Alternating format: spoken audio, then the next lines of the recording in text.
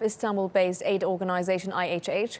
It's been involved in the ongoing peace process between the Philippines and another rebel group, the More Islamic Liberation Front. So good to speak to you, Huseyin. We know that MILF is one of the groups the government has recruited to help them fight the Mauta.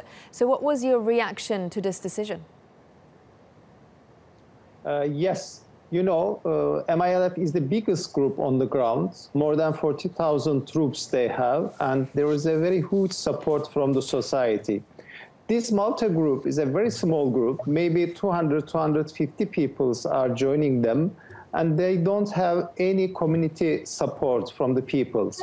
Today, MILF have met with Duterte, President Duterte, chairman of MILF, and the first chair of the MILF. All high-ranked MILF peoples met with Duterte more than 2 hours to discuss about the martial law and the operation on the Marawi, and they have pledged the support, all humanitarian support on the ground. They have left their homes. Also, they have committed both sides to defend the society against all ISIS-related groups. And Duterte announcing martial law in Mindanao, how long do you see this continuing? Yes, he have declared the martial law for 2 months, for 60 days.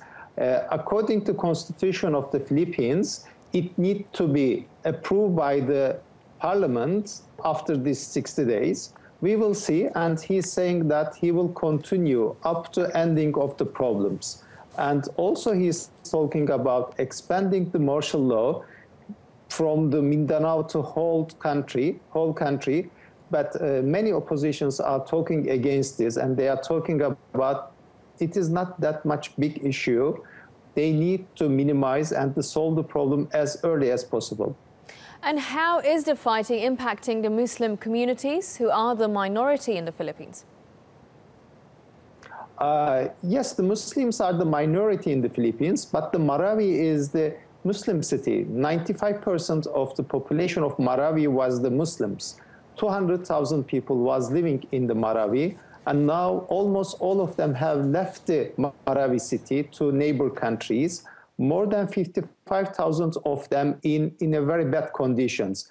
The others are finding some relative houses or some other houses, shelters, but more than 50,000 people are suffering because of this offensive from the Mauta and the military. Now, all the international community have been invited by the local organization and by the Philippine government to help all these evacuees on the ground. From the other side, the Muslims in the country are suffering because of this problem. Already they are in the minority in many parts of the country, and because of the very, very small group actions against the peoples, now whole Muslims, more than 10 million Muslims are suffering in the Philippines. That's all the time we have. Thank you very much for joining us here on TRT World, Huseyin Oruc.